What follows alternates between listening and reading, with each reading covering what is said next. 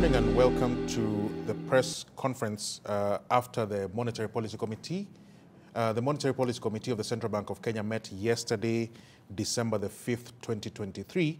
And as is common practice, today we have a press briefing where the Governor of the Central Bank will give some information with regard to the decision that the MPC made and also be able to take your questions. Again, as is practice, we encourage you to please send your questions through Slido. That's www.slido.com. The hashtag for this month is hashtag MPC1223. And as you're sending your questions, please give us your name and the institution you represent. That way we're able to place your questions as we should. And without further ado, I'd like to welcome the Governor of the Central Bank of Kenya, Dr. Kamau Thugge. Thank you very much, Wallace, and good morning, everyone.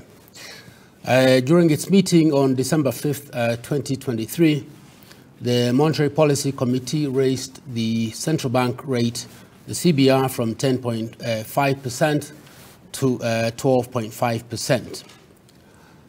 The Monetary Policy Committee noted that, 1, the exchange rate depreciation continues to exert upward pressure on domestic prices, thereby increasing the cost of living and reducing people's purchasing power.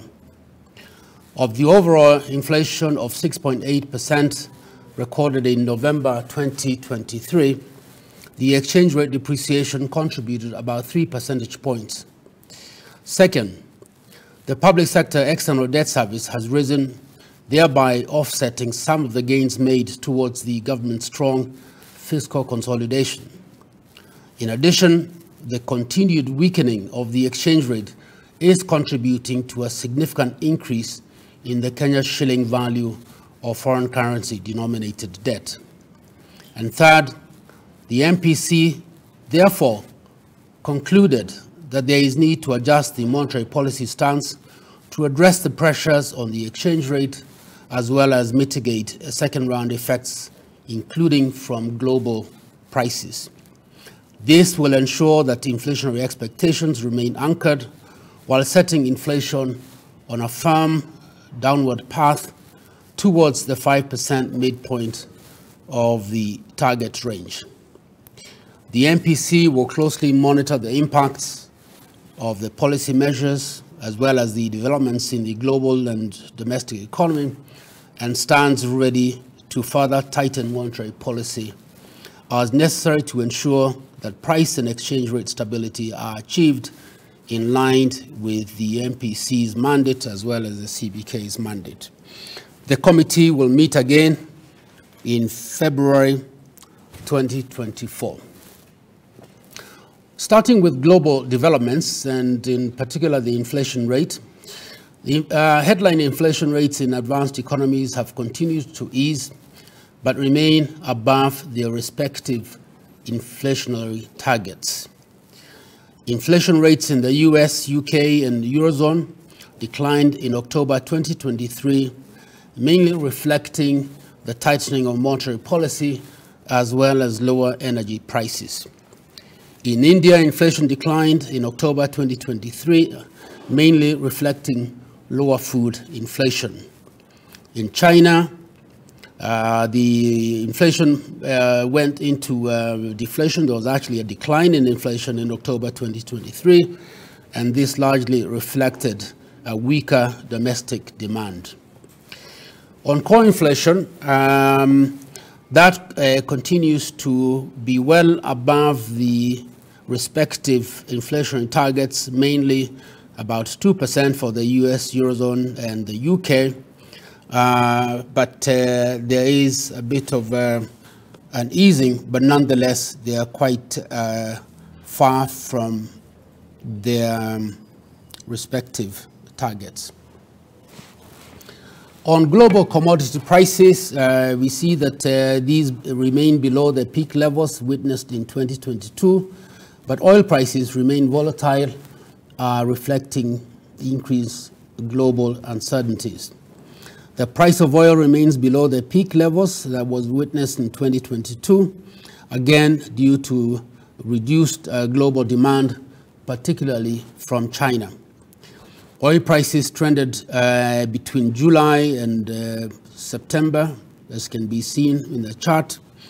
And this was following supply cuts by OPEC, basically to shore up the oil prices.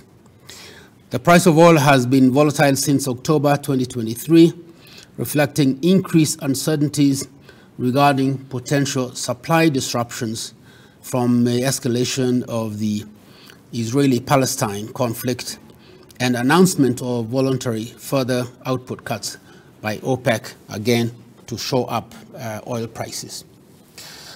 With regard to food inflation has continued to decline compared to last year.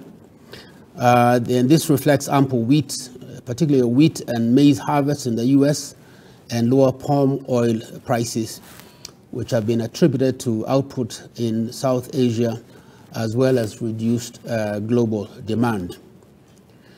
As an exception, global sugar prices remained elevated in October 2023, and despite moderating slightly, they reflected the improved supply in Brazil. But nonetheless, from on a year-to-year basis, we see that sugar prices have increased by 46.6%. Turning on to the global economic outlook, we expect a deceleration in growth from 3% this year, which itself was a deceleration from 3.5% last year. And the projections for 2024 in the World Economic Outlook also show a somewhat slight deceleration to 2.9%. This deceleration is coming primarily from the advanced economies, where we see that the growth last year was 2.6, and this year it's expected to be 1.5, and to remain around that level at 1.4 for next year. The main drivers of this deceleration include the United Kingdom, which is expected to see experience a slowdown from 4.1 last year to only 0.5% growth, and to remain broadly unchanged at 0.6% in 2024. Similarly, the euro area sees a deceleration from 3.3 to 0.7 this year, but a slight recovery to 1.2% in October. In 2024. Emerging markets continue to perform relatively well, except for China. India seems to be doing quite well, although there's a deceleration from 7.2 to 6.3, but it retains that growth rate in the coming year of 2024. For sub-Saharan Africa, there is also a deceleration from 4% to 3.3. But then a recovery to back to 4% growth in 2024. And that, in a sense, reflects the developments in South Africa, where there's only a growth of 0.9% this year, and followed by somewhat recovery next year of 1.8. And that's what's driving the slowdown in sub-Saharan growth and their subsequent recovery next year. Turning to inflation, overall inflation has remained sticky in the upper bound of the government's target range since July 2023. In November 2023, we saw the inflation decelerate from 6.9 to 6.8.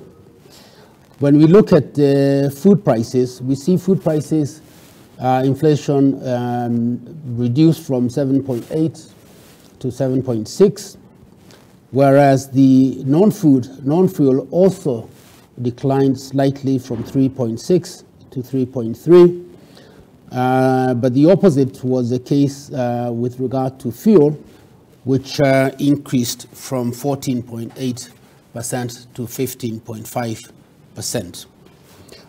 In terms of the contribution to overall inflation in regards to food, fuel, and non-food and non-fuel, we see that between October and November, the contribution to from non-food, non-fuel remains broadly unchanged at 1 percentage point. The fuel remains also unchanged from 2.9 to 2.9, but food inflation, its contribution to overall inflation has declined slightly from 3 percentage points to 2.9 percentage points. Just looking again at the non-food, non-fuel, just to look at the recent developments, we can see that around February of this year, it reached a peak of 4.4 and has since that time, reflecting the tightening of monetary policy, has declined to the 3.3 just described for November 2023. In terms of the fuel inflation, the main drivers include the pump prices, electricity, LPG, and transportation costs, and other items.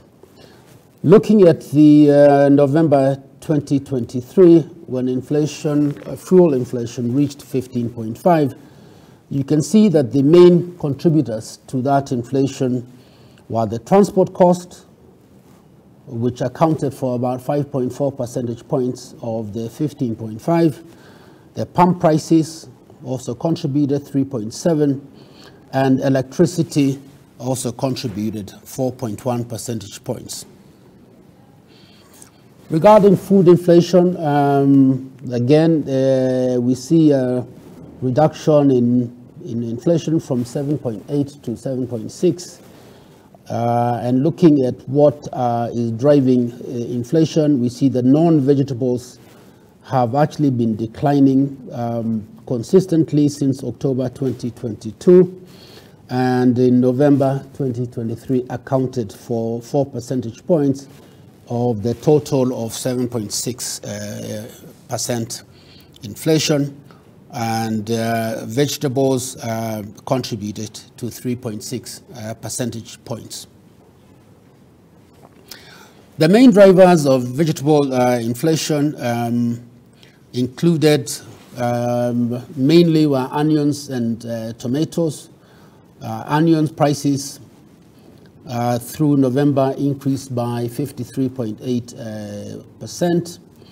And this was on account of higher import prices from Tanzania and reduced production at home. The prices of tomatoes affected by the flooding and the rains increased by 40.8% year on year through November. And the agricultural survey that was done in November 2023 shows that prices of onions and tomatoes were expected to remain elevated in the coming months due to spoilage and the high rainfalls, transport, as well as the import costs. With regard to the non-vegetable inflation, we can see that there's been a deceleration of inflation from September 2023, when it reached 3.4, and we're looking at commodities such as wheat, maize, milk, and edible oils. And since September 2022, there has been a deceleration from 3.4, as I said, to September, where it reached negative 0.1 and has remained at negative 0.1 for the 3 months from September to November. Again, just coming to sugar inflation, which has been high, and I referred to it when I looked at the international scene. The sugar prices have increased by 39% year on year through November, and contribute to 0.6 percentage points to the overall inflation rate. Domestically, implementation of the government measures to improve the supply of sugar through imports should moderate sugar prices. Domestic sugar factories started to reopen in October 2023 after shutdown for maintenance and are expected to fully reopen in December 2023. Finally, globally, sugar prices are stabilizing with improved sugar from harvests in Brazil and the sluggish global demand, particularly from China, the world's largest importer of sugar.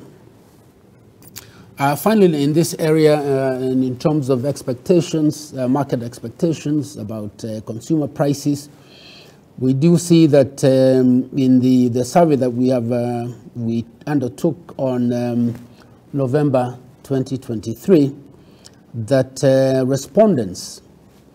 those respondents who expect consumer prices to increase in the next 1 month has increased from 46.3% to 57.2%, whereas those who expect consumer prices to increase in the next 3 months also has increased from 57.4% to 60%, indicating that there continues to be persistent inflationary expectations in the market. Turning to the domestic economy, the economy is expected to continue to strengthen in 2023, and we also expect it to remain strong and robust in 2024, supported mainly by the resilient services sector, the rebound in agriculture, and government measures in priority sectors. In terms of overall growth, we do expect real GDP to increase from 4.8% in 2022, and this year we expect it to reach 5.5% and to remain above 5.5% in the year 2024. And as I said, the recovery in 2023 reflects the recovery in agriculture, which is expected to increase by 5.9% compared to negative 1.6% in 2022. Of course, as I did indicate, the services sector continues to perform quite well and is quite resilient. Last year it grew by 7%. We expect a somewhat of a slowdown this year to 6.4%, and to maintain that level of growth in the coming year. The area that continues to be of concern is the industrial sector, particularly in manufacturing, and we do see a slowdown from the 2.7 recorded in 2022 to about 1.9, although with the government implementation of some of the programs and projects in the budget, we do expect a somewhat recovery in 2024, so that it experiences a growth of 2.9%. In looking at our leading economic indicators, the ones that are shown in blue, we expect the third quarter GDP growth to be about 5.6%. This composite index of economic activity has in the past predicted relatively well what the likely outcome is likely to be, perhaps with the exception of the fourth quarter of 2020. But of course, that was a time when there was a COVID-19, where it had projected an increase of 2.3, but it had expected a contraction of minus 1.4, but the actual outcome was 2.3. I think that is the only big miss that this index has experienced. So we do expect that the outcome for the third quarter is going to be relatively close to the 5.6%. And that strengthens our case for having a growth for the whole year of 5.5%.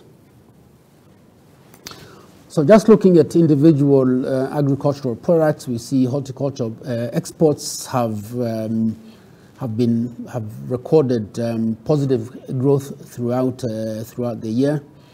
In October, it was 21.1, but we did see a fairly strong recovery in August, where horticultural exports increased by 94.8% for that month compared to the month of August of 2022.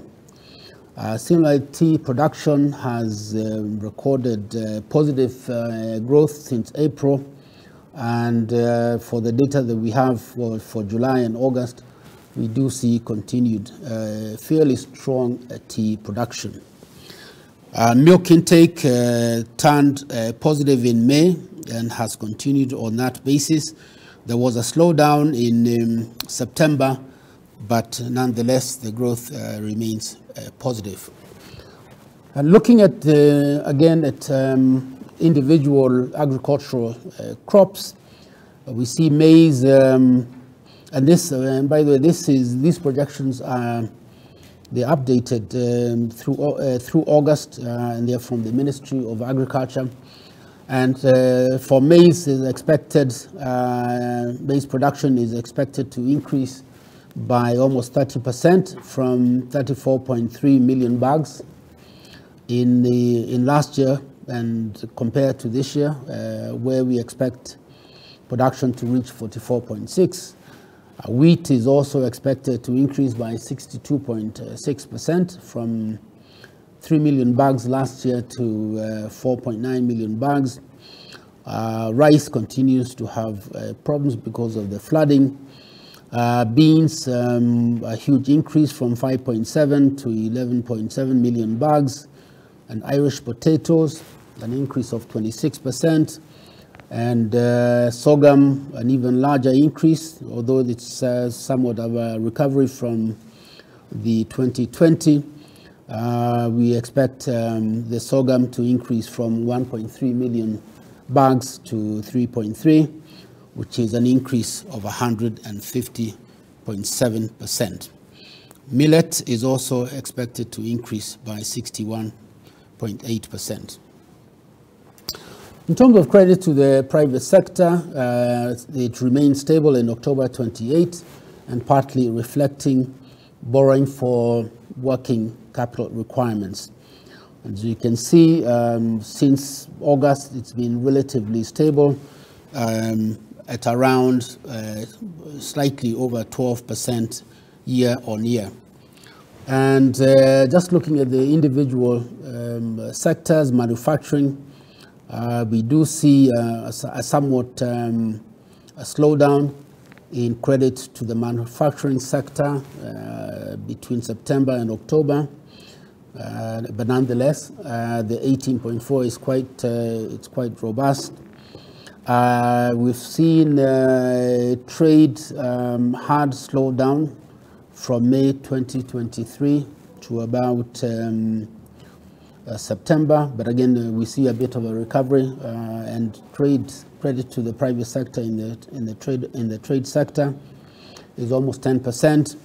Transport communication has slowed down, and similarly for consumer durables, we do see a somewhat stable growth of credit to that particular sector. I know this is a bit difficult for you to see, so I'll just maybe just give the broad picture on the balance of payments. We do expect the current account to narrow between 2022 and 2023 from $5.8 billion to roughly $4.3 billion in 2023, and a slight increase in the deficit to 4.7 billion in 2024. In terms of total exports of goods, we expect that to remain broadly unchanged. Last year we exported $7.4 billion, and this year we expect to export about the same amount. In terms of total imports of goods, last year we imported $19.1 billion. There's been a significant reduction in imports, and I'll come back to that later. And this year we expect imports to reach only 17 billion. But we also expect a recovery in next year of 2024 to back to 19 billion.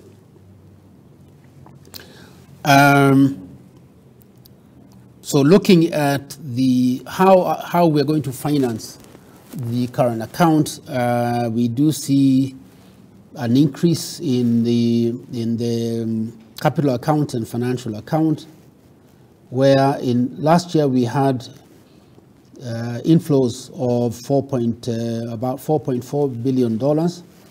We expect this year to be 4.7, and a slowdown in 2024.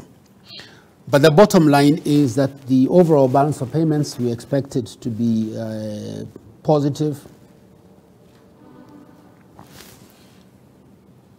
And for the our international reserves to increase by 561 million. That assumes some inflow of our disbursements from our development partners between now and the end of this year. But even if those disbursements don't take place, we still do expect to see an overall balance of payments surplus. So again, just looking at the current account deficit, we project it to narrow to 4.1% from 5.1 last year, and we expect it to retain about that level at 4.2 in 2024. So looking at the components of the current account, and in particular the exports, as I said earlier, we do expect export to remain about the same level. From January to October this year compared to January to October of last year, we did experience a contraction or a reduction in the amount of exports from 6.2 billion to about 6.1 billion. In terms of the details of those exports, we see that there's only a few increases in exports. Food and live animals, we see an increase of 2%. We also see an increase in mineral fuels, 10.4%, and more significantly, the medical and pharmaceutical exports, which are expected to increase by actually already increased by 20.3% for the first 10 months of this year.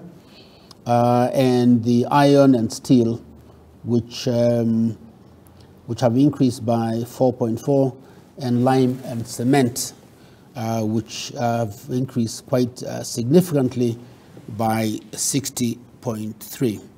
And just looking at the very bottom row, you can see that the total exports for January to October increased by 2.1%.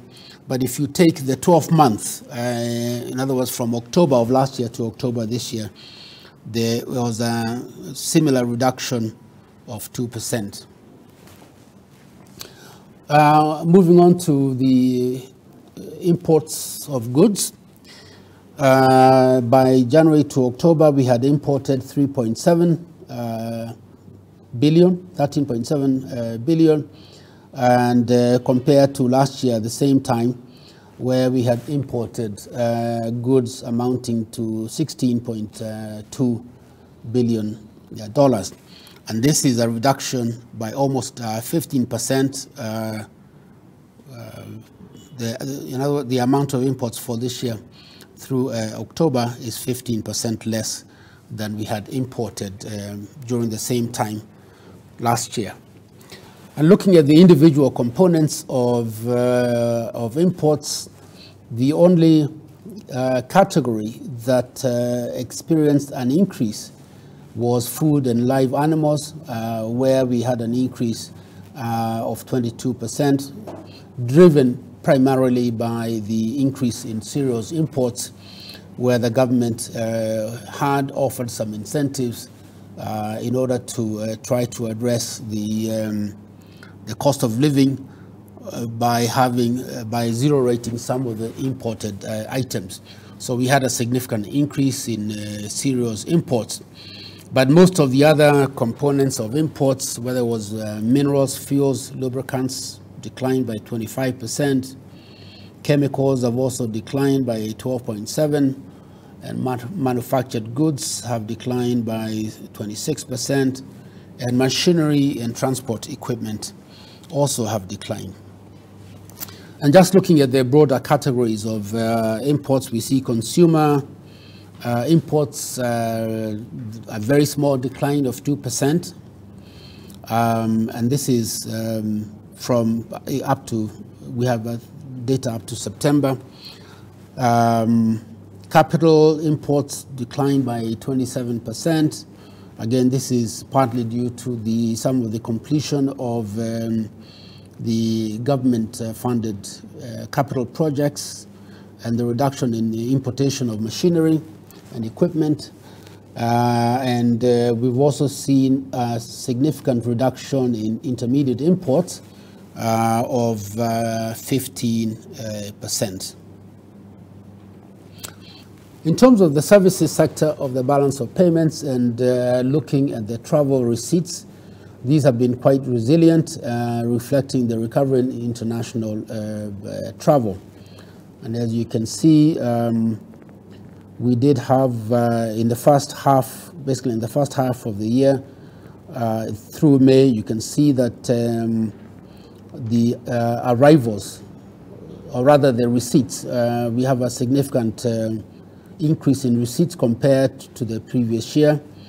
And then from June to October, the receipts continued to be robust, but slightly less than the previous year. With regard to tourist arrivals, these increased by 34% in the 12 months to October 2023, and these were supported by a recovery in international travel. Diaspora remittances continue to be quite strong. In the first 10 months of the year, they increased by 4.1%, and for the year as a whole, we expect that that 4% increase will be sustained. This is the financial account, which I have already described. Coming to the exchange rate, we've seen the exchange rate has depreciated quite noticeably, and as of November, it's about 153.2. And the exchange rate movements, these have affected inflation through the tradable items of the CPI basket, which accounts for 42.8% of the CPI basket. In November 2023, the exchange rate depreciation contributed 3 percentage points to the overall inflation. The continued weakening of the exchange rate is contributing to a significant increase in the Kenya shilling value of the foreign currency denominated debt, as I mentioned earlier. I think this is just to give a comparison of some, just comparing some of the outcomes within the EAC, East African Community countries, just basically trying to compare Uganda, Tanzania, and Kenya, and where we are on some of the key economic indicators. And this is the current account. You can see the Kenya's current account narrows to 5.1%. This is 2022, and I did indicate this year we expect it to narrow to 4.1. The picture here may be misleading because it shows as if the Kenya's current account is narrower than that of Uganda, which is 7.9, and that of Tanzania, which is 7. The problem with this is that part of the reason why the current account for Uganda and Tanzania are higher than ours is because they have a lot of foreign direct investments. And so this widening of the current account deficit for them is actually being financed to a large extent by foreign direct investments. In our case, and I'll come to that, the current account deficit is not being financed by foreign direct investments, but actually by external financing and loan disbursements. This chart looks at the exports of goods as a ratio of GDP and compares the Tanzania, Uganda, and Kenya. But I think the thing to note is the Kenya's exports to GDP ratio, where it has consistently declined since 2011 from 12.5 to the current level of 6.5.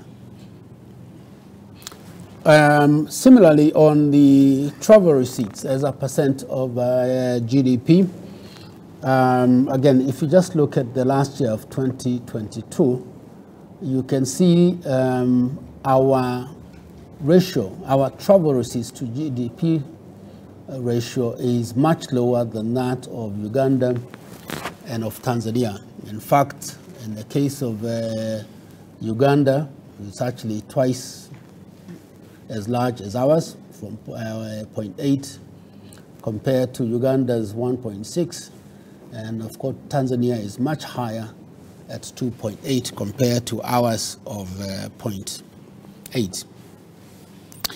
The one area where we are doing much better than our neighbors is on remittances.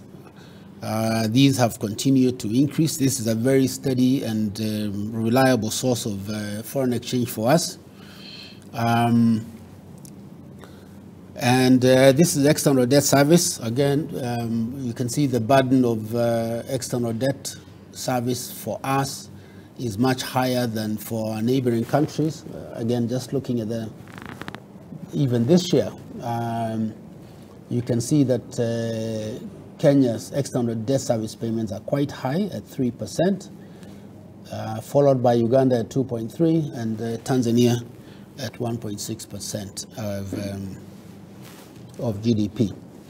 And this is what I referred to earlier, the foreign direct investments.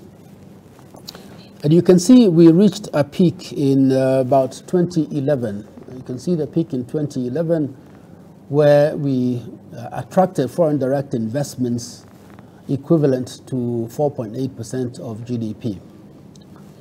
And since that time, every year there's been a decline in foreign direct investments to GDP, up to the point where in 2022, the ratio had declined to 0.7 compared to Tanzania, which had twice as much in FDI at 1.4, and Uganda, which even had much more at 3.2% of GDP. But the point, and perhaps we'll come back for further discussion on this, the point that we wanted to make there was that we have been losing competitiveness. Our level of exports to GDP ratio has been declining consistently. We are not getting as much tourism receipts as our neighboring countries have. The foreign direct investments have also been declining. And at the same time, our debt service has also been increasing and is much higher than our neighboring countries.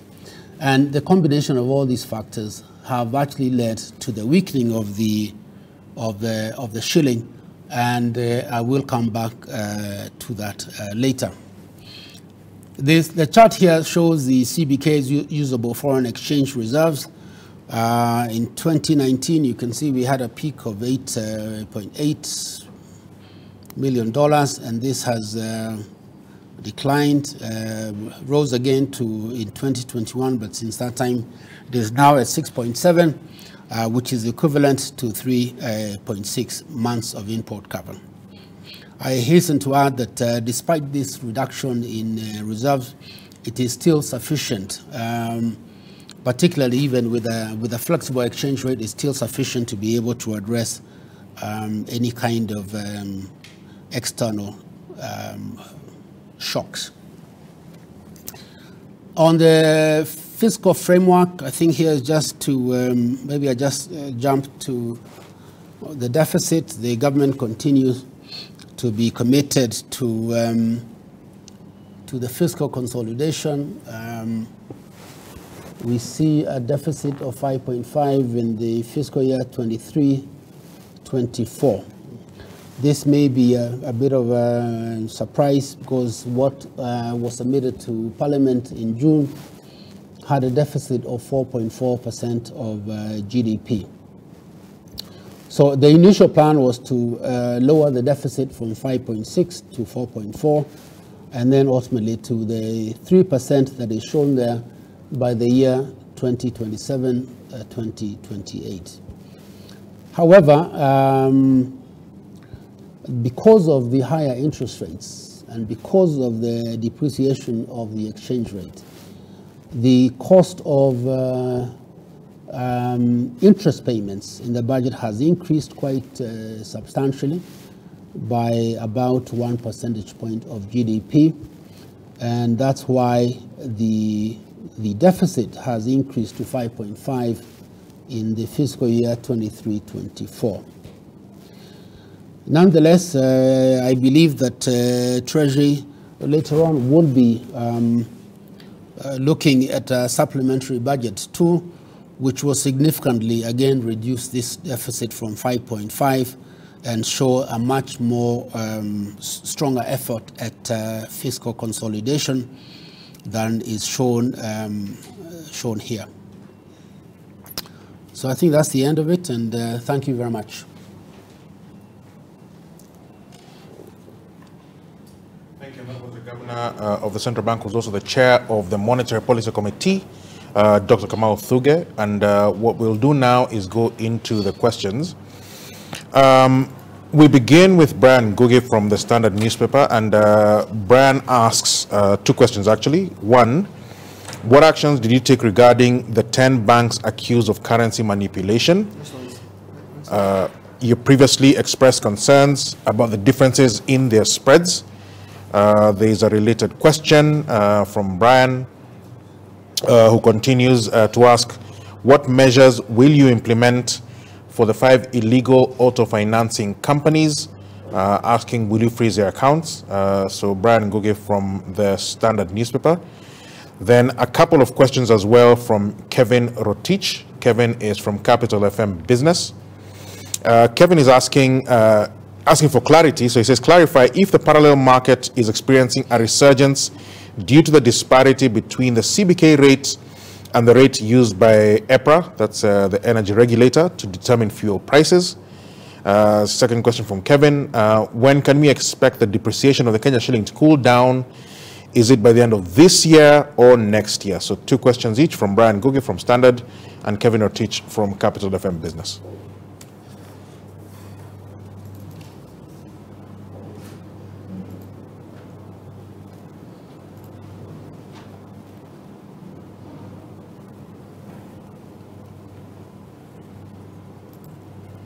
Okay, there's a question from Ramanyang on the. Or start with.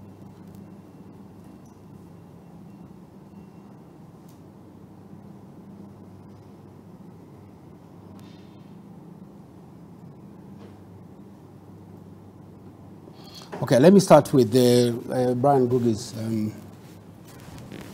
questions, which were what actions did we take regarding the 10 banks accused of currency manipulation? And you previously expressed concern about the difference in their spreads. Let me first of all say we didn't accuse them of currency manipulation. what we did see is some fairly wide spreads in their purchase and sale of foreign exchange, and we sought explanation as to why these spreads were wide, and we just wanted to have an explanation because it appears to go against the foreign exchange code that had been issued to the banks. We did some targeted inspection for those particular banks. The reports were completed. They were then sent to the bank's management as well as the board for a response, and that process is still ongoing. Of course, if we find out that there is some violation of some of the codes, that action will be taken as required by the law. On the measures, what measures to be implemented for the 5 illegal auto financing companies? Will you freeze the accounts?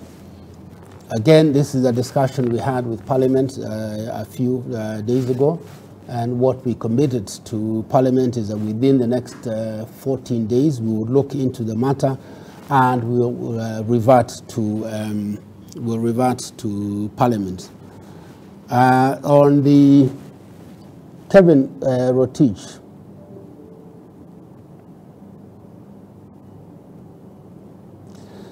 says that to clarify if the parallel market is experiencing a resurgence due to the disparity between the CBK rates and the rate used by EPRA to determine fuel prices. I don't believe that there was initially a parallel market where there was a big difference between what the banks were charging their clients and what was the interbank rate. I think that spread has narrowed quite significantly, and I think now the spread is only about 2 to 3 shillings. So I don't think that the issue of the EPRA and the rate used by EPRA, that is no longer an issue. There's a question as to whether we can expect the depreciation of the Kenyan shilling to cool down. Is it by the end of this year or next year? So I'll say that the measures that we have taken are indeed meant to deal with this issue of the depreciation of the exchange rate and of the shilling exchange rate. Our view is that, and I've said this before, that we thought that the exchange rate was overvalued for quite some time. There has since been significant adjustment, and we now feel that the shilling has depreciated enough, and indeed may have overshot the rate that is required to have an equilibrium rate that is stable, that is competitive, and that will help reverse some of those ratios that I read a few minutes ago regarding what has happened to our exports to GDP ratio and what has happened to our share of exports. So we do think that this strong action that the MPC took yesterday will address the depreciation of the shilling. But I also did indicate that we are going to watch very closely the impact of this action on the exchange rate, on inflation, and if it becomes necessary, if the exchange rate does not stabilize as we expect, then we will take stronger action to ensure that the exchange rate is stabilized. We are very committed to ensuring that we have a stable macroeconomic environment. A shilling that continues to depreciate almost in a straight line does not indicate a situation of macroeconomic stability, and really we can't have sustained economic growth unless we really stabilize the macroeconomic environment. So, as I said, these actions are intended to stabilize the exchange rate They're intended to bring inflation back to our target, the midway target of our inflation target, which is 5%. And the central bank stands ready to take additional action to make sure that we achieve those two objectives. The second bucket question begins with Rama Nyang. Rama is from CGTN Africa. The question is a plan to do a $500 million buyback of the 2024 Eurobond still in place? If so, will it be paid entirely out of the foreign exchange reserves this month? Related question from David Herbling from Bloomberg News, who asks, will Kenya's planned Eurobond buyback be at par or nominal rates or at discounted market prices? When do you expect to receive the $1 billion from China, and will this also be used to settle the 2024 Eurobond? Otiato Guguyu from Maudhui House is asking, what are the projections on forex reserves post-Eurobond settlement, and how will CBK manage perceptions of lacking firepower to manage volatility then? Let me start with Rama's question. And first, just to say that we are not using our foreign exchange reserves to buy back the Eurobond. What I've indicated in the past, and I think also what the National Treasury has indicated in the past, is that we would use financing, external financing from our development partners to do the buyback. As far as I'm aware, the National Treasury is mobilizing external resources from regional development banks, as well as multilateral development banks. And as far as I'm aware, the buyback is still on. Of course, it will also depend on how much money they are able to mobilize quickly. So, as far as you know, it's still on. On the issue raised by Hubling, whether Kenya's planned Eurobond buyback will be at par, nominal prices, or at discounted market prices. When do you expect to receive the $1 billion loan from China? Will this also be used to settle the 2024? I think on the China loan, I think suffice it to say that the National Treasury is engaged with the Chinese government to get the $1 billion. The timing of that is still not certain, but I believe that that could be coming in this financial year that will end in June 2024. But the timing is yet to be ascertained. Of course, were we to get it before the June 2024, it could be part of could be used to address the maturity of the Eurobond. Now, whether the buyback is going to be done at par or nominal prices, I think that we'll have to leave it to our advisors. They have the National Treasury has recruited some advisors, and they should be able to advise on how to do the buyback. There's a question by Otiato. What are the projections on forex reserves post-Eurobond settlement, and how will CBK manage perceptions on lacking firepower to manage volatility then? As I've indicated, the Eurobond will be fully financed from the expected external financing from the multilateral institutions, the regional development banks, syndicated loans. So we don't see the settlement of the Eurobond having any impact on our international reserves. So post Eurobond settlement, we will still have enough resources and enough international reserves to be able to deal with a volatile situation or even some of the external shocks. All right, third batch of questions. We begin with Samuel Kantai from CGTN Africa. He asks, following the noticeable trend in FDI reduction and its impact on the Kenyan currency, would other measures have sufficed rather than the increase in the CBR?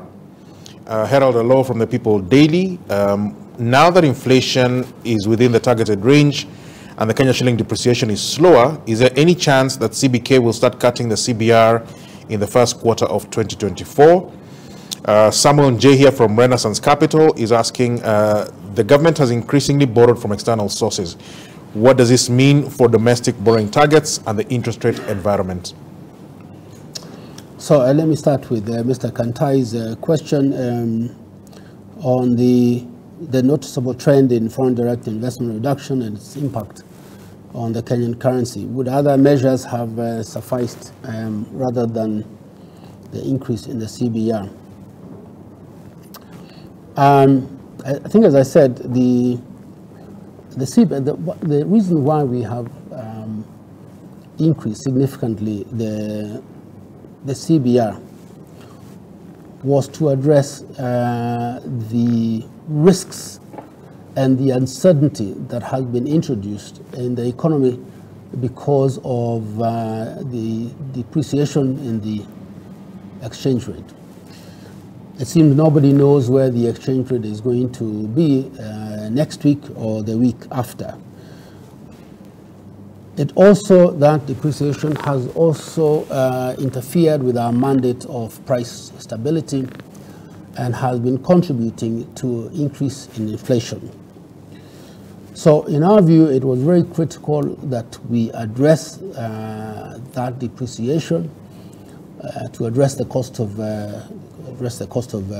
living, to address the increase in debt service and the external debt, to bring back macroeconomic stability. And those are actually the things that will encourage foreign direct investments to come into the country. So I believe that the action we've taken will deal with stabilizing the economy. And as I indicated earlier, it's only with a stable macroeconomic environment where you're going to have inflow of foreign direct investments as well as the domestic investments as well. The question from Harold Alu is that now that inflation is within target range and Kenya shilling depreciation is slower, any chance that CBK will start cutting the CBR in Q1 of 2024? What I would say is that the decisions of the Monetary Policy Committee are data-driven. We will continue to monitor the developments on the exchange rate. We will continue to monitor the developments with regards to inflation. In the case that we have really stabilized the exchange rate and inflation is back to our midpoint of 5%, then we would be in a position to consider a lowering of the CBR rate. But until then, we will maintain it there and make sure that we have stabilized the exchange rate and that we have brought down inflationary expectations and inflation towards our midpoint target. There's a question from Mr. J here, and he says the government has increasingly borrowed from external sources. What does this mean for domestic borrowing targets and the interest rate environment? What I would say is that certainly for this fiscal year, the government has barely borrowed any external sources. In fact, most of the external financing is coming in the second half of the year. For example, the IMF money is coming in January. The World Bank money related to the development policy operations is coming around March. And of course, the other disbursements will be coming towards the end of the financial year. Once those external resources come in, We expect domestic borrowing to reduce. We expect pressure on interest rates, domestic interest rates to ease, and therefore, I think, and of course, it's also going to be strengthening our international reserves, and also further reduce the pressure on the exchange rate. Final part of the question to begin with Gideon Sang from Nabo Capital, who's asking for clarity on the justification of expected rebound in economic growth in 2023 and 2024. Churchill Ogutu from IC Asset Managers is asking, has the CBK intervened in the market between June 2023 and November 2023, and what has been the size of the intervention during this period? Herald Allo from the People Daily again, final one, is CBK still following up on the separation of M-Pesa from Safaricom, or is the plan on hold? And he continues, lastly, has CBK issued a license to Flutterwave, or when should it happen? Mr. Sang asked to clarify our justification for expected rebound of economic growth in 2023 and 2024. I think, as I mentioned, the growth for 2022 was 4.8%, and this was despite the drought that we experienced last year, and where the agricultural value addition contracted by minus 1.6. So actually what drove the growth last year was the services sector, which grew by roughly 7%. So this year we have seen a significant turnaround in agricultural production. In the first quarter we saw agriculture grow by 7.7%. And then in the second quarter, they continued to grow significantly by 6%. So for the first half of the year, we saw a significant turnaround in agricultural production. The services sector also continued to do quite well. There was a bit of a slowdown, maybe from 7% to about 6%, roughly just slightly over 6%. So the turnaround that we are seeing in this year is primarily because of the turnaround in agricultural production value addition, and we do see continued good weather going into 2024, and therefore we will still continue to have robust agricultural growth, plus continued resilience in the services sector, and so that's why we are seeing growth this year to be about 5.5, and for next year to be anywhere between 5.5 and up to 5.9%. There's a question from Mr. Ogutu whether has the CBK intervened in the market between June 2023 and November 2023. And what has been the size of the intervention during the period? Well, I would say that we have, let me put it another way, we have engaged the commercial banks since June about how to resuscitate the interbank foreign exchange market. We engaged the banks, and we asked them, what was needed to reinvigorate the interbank foreign exchange market, and they give us a list. They said there was a circular that was issued in 2011. That one needs to go. So so based on our discussions with the commercial banks, we've actually done a lot of reforms just to deepen the foreign exchange market, and just to prepare that market for appropriate price discovery for the shilling exchange rate. The latest one is the electronic matching system, where now the banks should be able to to buy and sell foreign exchange in an electronic platform. That was not there before. And this has been put in place within the last, I would say, between the last 3 to 4 weeks. So we have intervened in that sense.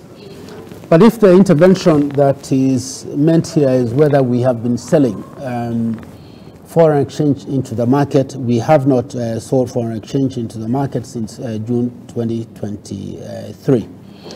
But having said that, we also think that the actions that we have taken to raise the CBR by 200 basis points, that should also reduce pressure on the exchange rate.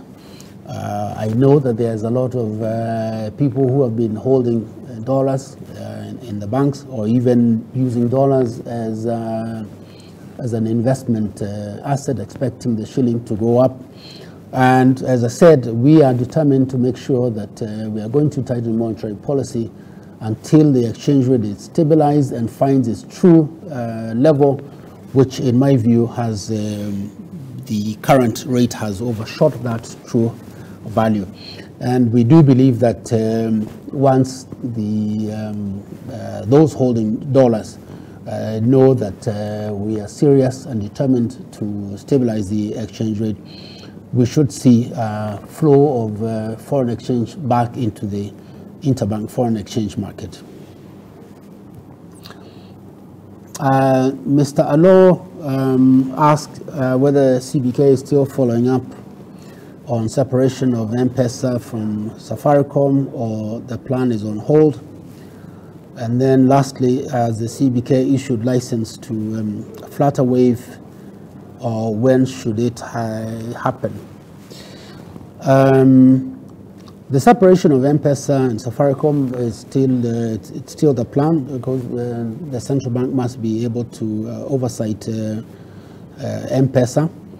There has been some complications, I think, in terms of the amount of tax that Safaricom will have to pay for that separation. I know Safaricom is engaged with the National Treasury to see how that can be dealt with. But yes, the plan is still on. On Flutterwave, we have not issued a license. I know there were some court cases that have been resolved, but we are yet to issue a license to Flutterwave.